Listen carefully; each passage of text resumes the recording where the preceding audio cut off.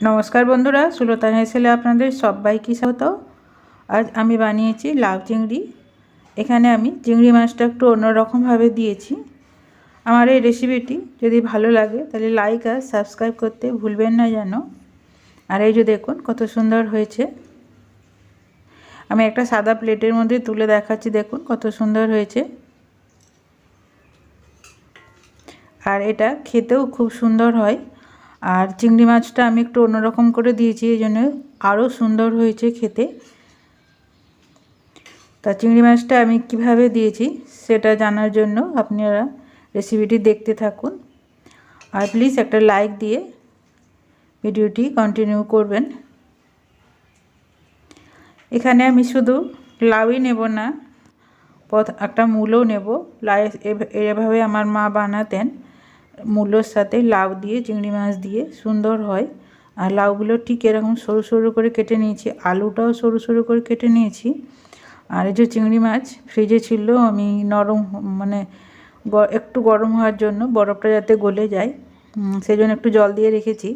আর এদিকে মূলোটাও আমি কুচি কুচি করে নেব, আলুর মতন করে কুচি করব। আর কড়াইতে আমি সর্ষের তেল দিয়েছি, তেলটা আমি গরম করতে দিয়েছি। দিয়ে প্রথমে আমি আলুগুলো দিয়ে একটু হালকা ভেজে নেব।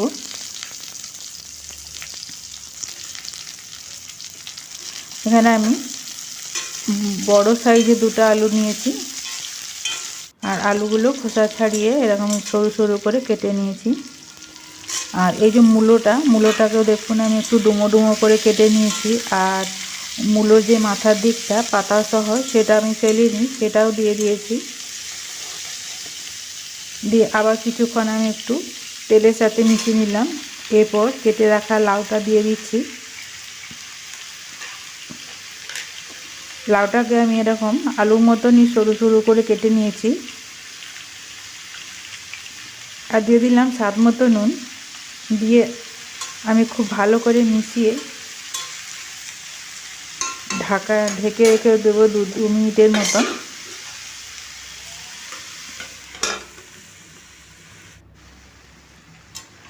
দু মিনিট পরে ফিরে এলাম, দেখুন লাউ থেকে জল বেরোতে শুরু করেছে। তাই গ্যাসের আঁচকে বাড়িয়ে আমি লাউটা একটু ভালো করে একটু কষিয়ে নিচ্ছি। আর যেহেতু সকালের দিক আমার একটু তাড়াই থাকে, তাই আমি এটা একটু প্রেসারে 3টা সিটি দিয়ে নেব। আর এখানে আমি 5 পিস বাগদা নিয়েছি, ওজনে আছে 50 গ্রাম। এটা আমি মিক্সির বাটিতে আমি দিয়ে দিচ্ছি। এরপর 1 ইঞ্চি আদা আর 3 কোয়া রসুন দিয়ে দিলাম। আর 2টো কাঁচা লঙ্কা দিয়ে দিলাম। আর দিয়ে দিচ্ছি 2টো পেঁয়াজ কুচি। দিয়ে এটাকে আমি একটা পেস্ট বানিয়ে নেব। আর দিয়ে দিচ্ছি আমি এক বাটি জল, 1 কাপ জল দিলাম। আর এদিকে কড়াইতে আমি তেল বসিয়েছি, আর জিরা দিয়ে দিয়েছি, আর শুকনো লঙ্কা দিয়েছি 2টো, আর তেজপাতা দিয়েছি। দিয়ে এই যে বেটে রাখা চিংড়ি মাছ আর আদা রসুনের যে পেস্ট সেটা আমি দিয়ে দিলাম। হলুদ দিয়ে দিচ্ছি। এ সময় কিছু শুকনো মশলা দিয়ে দেব, হলুদ, জিরে গুঁড়ো ছোটো চামচের 1 চামচ করে, ধনে গুঁড়ো, আর দিয়ে দেব 1/2 চামচ গরম মশলার গুঁড়ো। গরম মশলাটা আমি অল্পই দিলাম, কারণ চিংড়ি মাছের আলাদা একটা স্বাদ আছে।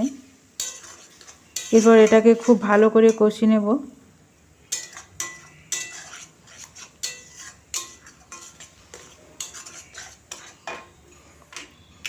এদিকে প্রেসারে 3টা সিটি দিয়ে দিয়েছি। লাউ যেহেতু তাড়াতাড়ি সেদ্ধ হয়ে যায়, ওই জন্য ভেপারটা আমি বের করে দিলাম। আর এই যে দেখুন একদম শুকনো করে নিচ্ছি মশলাটা, দিয়ে কিছুক্ষণ ভেজে নিচ্ছি। এতে কি হয়, তরকারিটা খেতে ভালো হয়। আর চিংড়ি আর রসুন আদার এই মশলাটা ভেজে নিলে খেতেও খুব ভালো হয়। যে দেখুন এটা আমার ভাজা হয়ে গেছে। খুবই কম তেল মশলায় আমি এই রান্নাগুলো করি। এরপর প্রেসার সহ আমি ঢেলে নিচ্ছি। যেহেতু আমার সকালের দিকে তাড়াহুড়ো আছে, তাই আলাদা বাটি ঢেলে আর দেখালাম না, একবারে প্রেসার সহ ঢেলে নিলাম। দিয়ে এরপর ভালো করে মিশিয়ে আমি এখন 5 মিনিট এটাকে রান্না করে নেব, মানে জলটা একটু শুকনো করে নেব আর মশলার সাথে লাউয়ের সাথে মিশে যেন এটা খুব ভালো হয়, ভালো করে রান্না হয় বা সে ওর রসটা যাতে লাউয়ের মধ্যে ঢুকে যায়, সেই জন্য এটাকে আমি 5 মিনিট রান্না করে নেব। এই সময় আর ঢাকা দেব না, কারণ এতে একটু রসটা মরবে আর এটা একটু টাইট হবে। এটা আমার হয়ে গেছে, দেখুন নামিয়ে নিয়েছি। দেখুন ওটা লাইটের আলোর জন্য এটা বাইরে বের করে নিয়ে এসে দেখুন কালারটা কত সুন্দর হয়েছে। আর এটা কত সুন্দর খেতেও লাগে, এটা রুটি দিয়ে খেতে খুবই ভালো লাগে সকালের দিকে, আর গরম ডাল ভাতে তো অবশ্যই ভালো লাগবে। আর কাছ থেকে দেখাচ্ছি, দেখুন কত সুন্দর হয়েছে। আমার এই রেসিপিটি যারা দেখছেন নতুন বন্ধুরা, তারা যদি ভালো লাগে তাহলে সাবস্ক্রাইব করে পাশে থেকে যেতে পারেন। আর অবশ্যই কমেন্টে বন্ধুরা অবশ্যই কমেন্টে জানাবেন আমার রেসিপিটি কেমন লাগলো।